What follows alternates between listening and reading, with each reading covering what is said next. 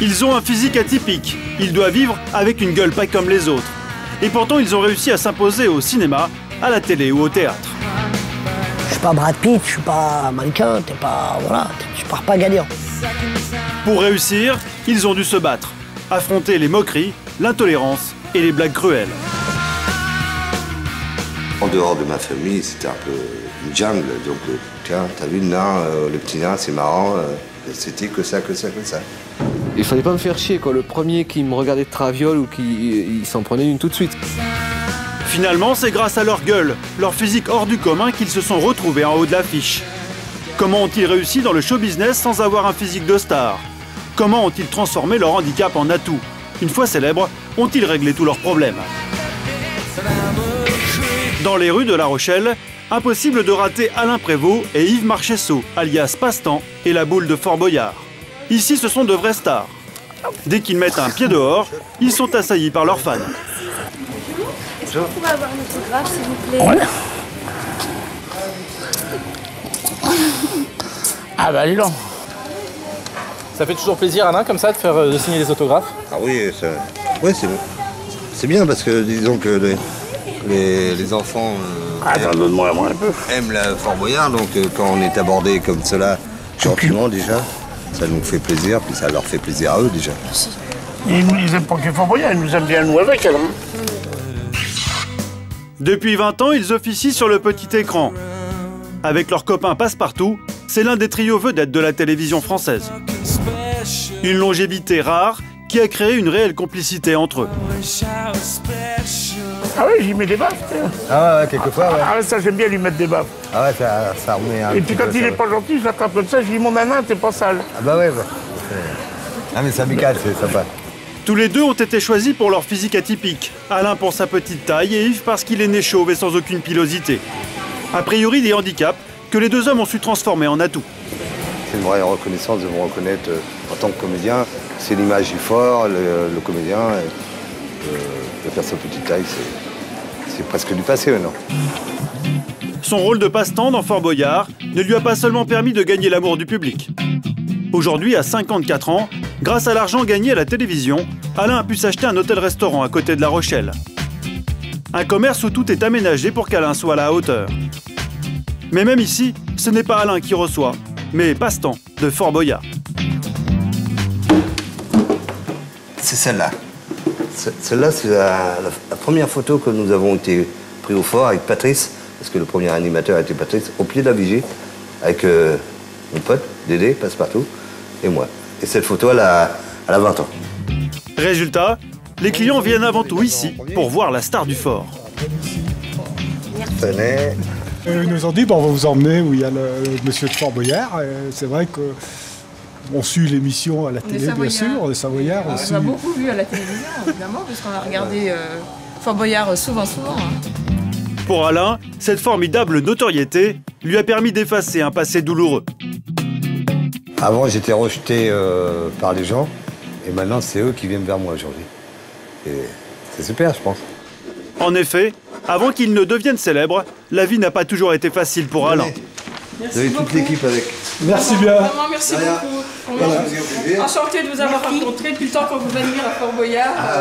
Vous voir en personne. Celui qui a fait de son physique un véritable business a bien failli devenir une bête de foire. Le directeur est venu voir ma mère, puis il a demandé à ma mère si je voulais venir travailler dans le cirque. Puis ma mère lui a répondu mon fils ne travaillera jamais dans un cirque, il est comme il est, il restera tel qu'il est, c'est mon fils. Son enfance et son adolescence, une succession d'échecs, notamment dans sa vie amoureuse. Très vite, Alain est la cible des moqueries les plus cruelles de la part des filles. Oui, des femmes faisaient des paris entre elles pour dire t'es pas capable de sortir avec ce nain, excusez-moi du terme. Je pensais que ça y est, j'ai trouvé quelqu'un ou autre. Puis après, quand j'ai vu que tout le monde se moquait, je partais et puis je retournais chez ma mère parce que j'habitais chez ma mère. En dehors de ma famille, c'était un peu une jungle. Donc, tiens, t'as vu le nain, le petit nain, c'est marrant. C'était que ça. Mais sa vie amoureuse va être transformée par Fort Boyard et sa nouvelle notoriété.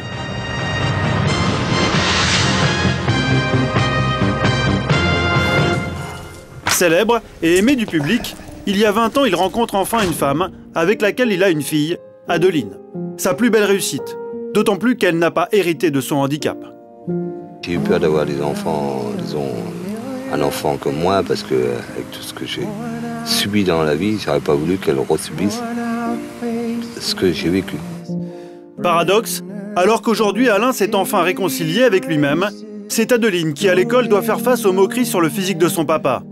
Pour elle, une vraie souffrance. Quand il était venu me chercher pour venir en vacances avec lui, il y en a qui le regardaient avec des yeux bizarres. Puis ça me plaisait pas trop, quoi. Qu'est-ce qui te plaisait pas? La façon qu'il regardait mon père. Et puis il paraît que derrière mon dos, il disait des trucs méchants sur lui. Alors quand on dit que mon papa c'est un nain de jardin, ça me blesse au fond de moi parce que c'est mon père, quoi. Enfin, je sais pas comment expliquer. Et c'est que la réalité de la vie, c'est tout. J'ai pas demandé à subir tout ça dans ma vie. Oh non, ça va. Et je vous dis, rien qu'à y repenser, que ça fait mal.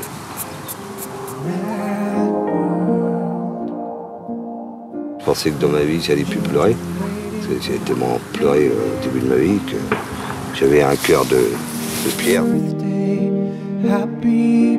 Mon papa, c'est une personne normale.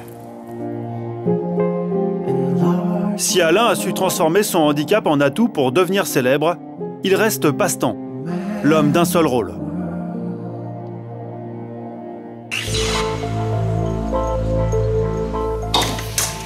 Et ben voilà, entrée.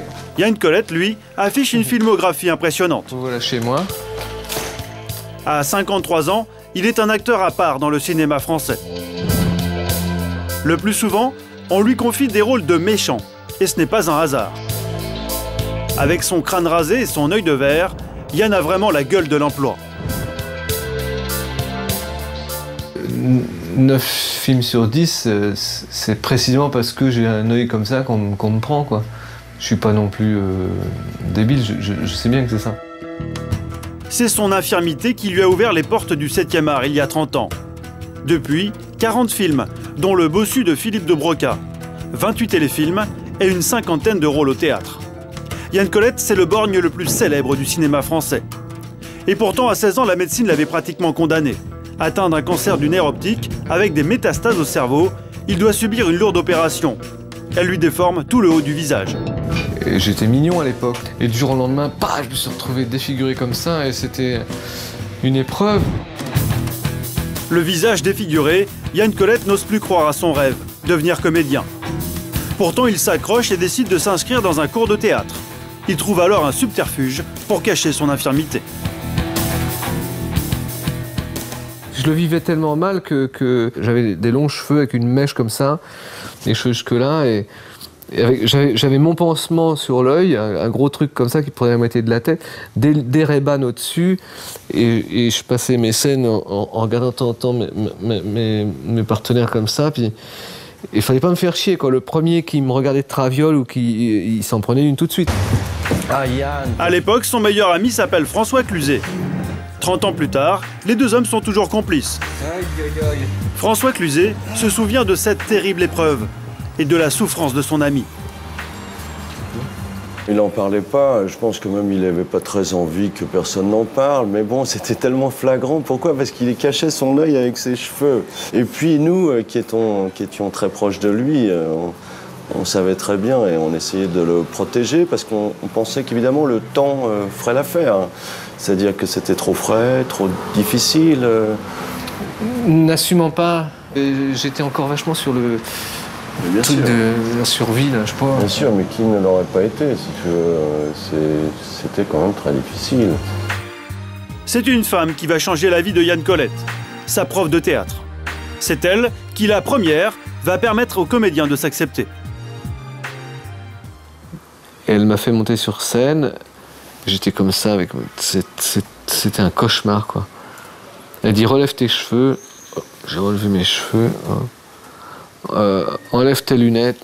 Enlève tes lunettes. Là. Personne ne bougeait un cil, quoi, parce que Justement, parce que là maintenant, que je le vis maintenant, c'est pas un problème, mais à l'époque c'était chaud. Et puis elle a dit, bah, vous avez vu, votre ami là, il a un œil de verre, donc on n'en parle plus, maintenant tu vas me travailler ça, ça et ça, et c'était fini, quoi. Et ça a été une rencontre capitale pour moi, vraiment. Depuis ce jour, Yann utilise son handicap pour décrocher des rôles. Si son nouveau visage permet alors à l'acteur de décoller, il n'apaise pas pour autant les souffrances de l'homme.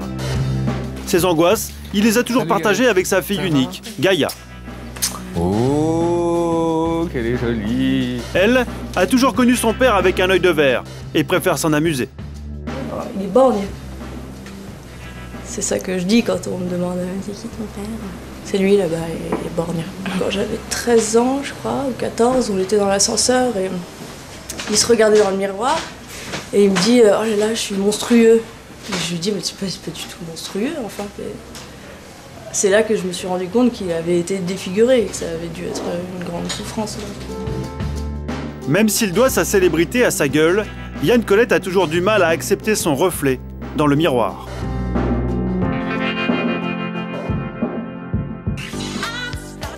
Lui, au contraire, a pris le parti de rire de son image. Il est humoriste, il s'appelle Mohamed Mediama, plus connu sous le nom de Boudère. Aujourd'hui, ce sont les répétitions de son prochain one-man show. Et pour faire rire, Mohamed compte sur son physique.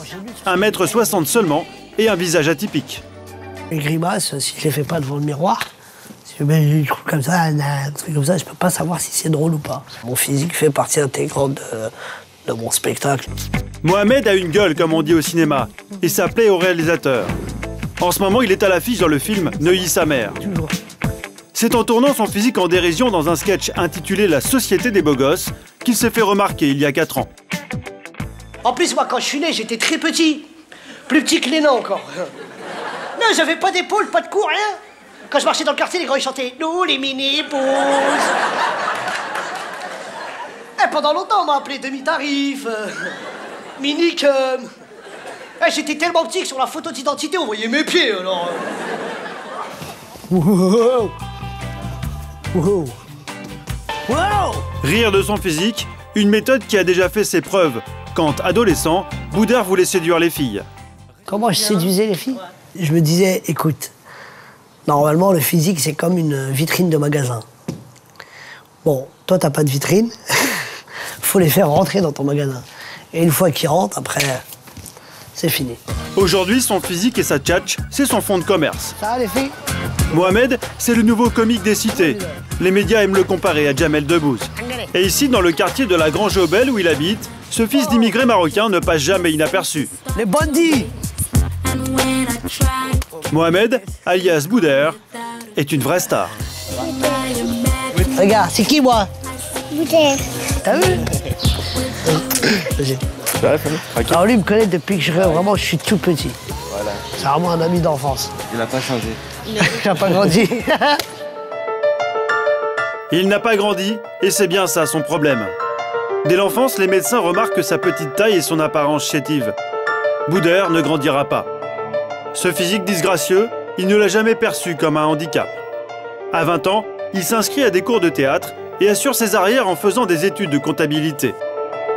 Mais même pour un poste de bureau, on lui fait comprendre qu'il n'a pas le physique de l'emploi.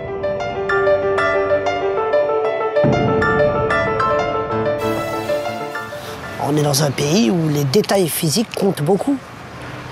Dans le domaine dans lequel j'ai choisi, je parle de la compta, tout ce qui est travail dans les banques et compagnie, les sociétés et tout. Il y a une recherche d'un type physique. Je suis pas Brad Pitt, je suis pas mannequin, voilà, tu pars pas gagnant, tu pars pas vainqueur. D'échec en échec, d'exclusion en exclusion, Boudère doit survivre avec un RMI. Il ne décrochera en tout et pour tout qu'un seul stage dans le centre social de sa cité. Aujourd'hui, malgré sa nouvelle notoriété, il passe régulièrement dire bonjour à ceux qui ont su regarder au-delà de son apparence et qui lui ont offert son premier job. Oui, tout va bien. Brigitte, Christine. Voilà, moi j'étais stagiaire ici. Et c'est Christine qui m'a donné envie de travailler dans la compta. Et voilà. Ça, c'est le bureau de la directrice. Moi, j'avais fait 1 million d'entretiens pour faire un stage de compta. C'était super dur. C'est vraiment la seule personne en France qui m'a donné ma chance au point de vue professionnel. C'est-à-dire qu'il m'a fait confiance. Je pense que bon, elle ne le regrette pas. Et c'est vraiment c'est ma première fiche de paye. De son parcours du combattant, Boudeur va tirer son inspiration. Un producteur le repère et lui donne sa chance. Boudeur, le stagiaire comptable, est propulsé sur scène. J'étais censé faire de la comptabilité. Et comme on m'a jamais donné ma chance en comptabilité, j'ai essayé de me faire de l'argent comme je pouvais. J'ai fait la manche dans le métro. Donnez-moi de l'oseille, je suis en galère et je m'appelle Boudeur. Son physique au service de son art. Boudeur a trouvé le filon. Et de son histoire, il a tiré une leçon. Même quand on n'est pas Brad Pitt, on peut réussir dans le showbiz.